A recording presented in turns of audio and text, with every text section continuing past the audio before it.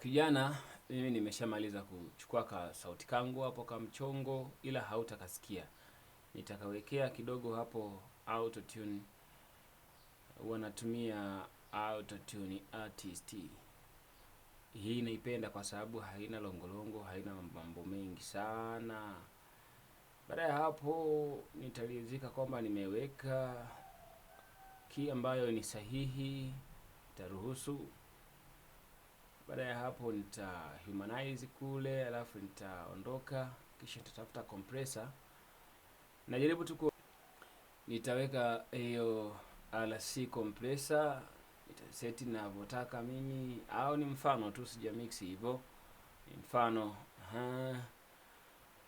taseti hapo kila kitu ambacho naona kama kinafaa. Baada hapo nitalizika. Sasa kwenye kuexport nitachotakiwa kufanya hapo, okay, nitaongeza kitu kingine hapo. Nitatafuta key ya beat, natumia key detector iko kwenye wave hii.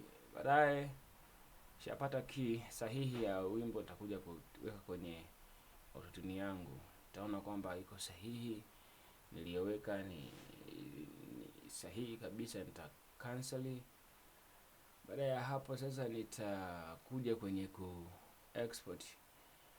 Kwenye ku export huwa tunashika, una highlight,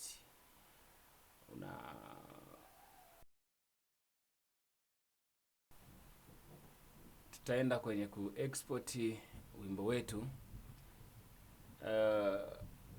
Wacha nitengeneze kisauti hapa, lakini hakitatumika.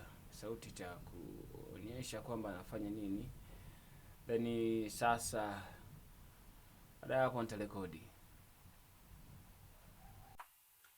Okay, baada ya hapo namna ya ku-export wimbo wako, utakachotakiwa kukifanya ni kwamba utakuja utazi highlight hizi zote. Sasa niko na rekodi hapa, kama itakubali. Utazishika zote, utabonyeza P, yani control A halafu P. Baada ya hapo utakuja kwenye file hapa, utakuja kwenye export. Utakuja kwenye export, hii ni mfano. Utakuja kwenye export, alafu utakuja kwenye audio mix down hapa. Hapo utaandika jina la wimbo wako. Path ni sehemu ambapo wimbo wako utafikia. Unaweza kubadilisha, unaweza kubonyeza hapo kubadilisha, pengine ufikishie wimbo wako labda kwenye disk unayotaka wewe mwenyewe. Mimi nitafikishia kwenye project niliyozoea. Nitaweka labda kwenye jirindeni hapa, alafu nitaruhusu wimbo ufikie hapa. Baadaye nitachukua jina la wimbo wangu, nimeita Kasongo. Nitakuja kwenye mp3 tag hapa, nimeshajaza. Utajaza nawe kama hivyo. Baadaye hapa file type utaweka wimbo wako katika mfumo unaotaka. Kuna mp3 moja kwa moja hii, lakini tuna wave. Hizi mbili ni muhimu, kwa utachukua yoyote. Wave ni quality ya juu zaidi kwa watumiaji ambao wanataka nyimbo wakazifanyie video, lakini kwa wale ambao wanataka nyimbo kwa ajili ya kusikilizia, kupigia kanisani, kama hutaki usumbufu mwingi, maflash, masimu nini, tumia mp3. Lakini kama ana device kubwa ya kubeba wimbo wenye megabyte nyingi, basi mtolee wave, ni nzuri zaidi.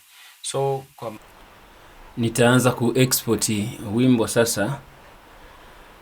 Tutaanza kuhesabu hapo 1% mpaka 100. Kwa hiyo utasubiri, huwa inategemeana na ukubwa wa faili yako. Unaweza kuwa umetumia plugins nyingi sana kwenye kumix, kwa hiyo inachukua muda. Ukiwa umetumia chache, basi inachukua muda kidogo. Kwa hiyo utasubiria ihesabu mpaka ifike 100. Ikifika 100, kazi yako inakuwa tayari ume-export. Kwa hiyo sasa sio kazi sana, ni swala tu la kukalili. Kama wewe ni mwenzangu na mimi, shule ilipita huku, basi tunakalili. Tunakalili. Kwa hiyo kazi yetu inakuwa iko tayari. Hapa wimbo wetu tumemaliza ku-export, hapa inaelekea kabisa 100. Tumemaliza kwa mtindo huo, wimbo wetu uko tayari. Sasa baada ya hapo utafunga Cubase yako, utaenda kutafuta wimbo wako uliko weka, kama uliweka kwenye nini, Basi mimi nikutakie tu kila la heri, uwe na majukumu mema, uwe na kazi njema. Kazi yetu ndo hiyo. Asante sana.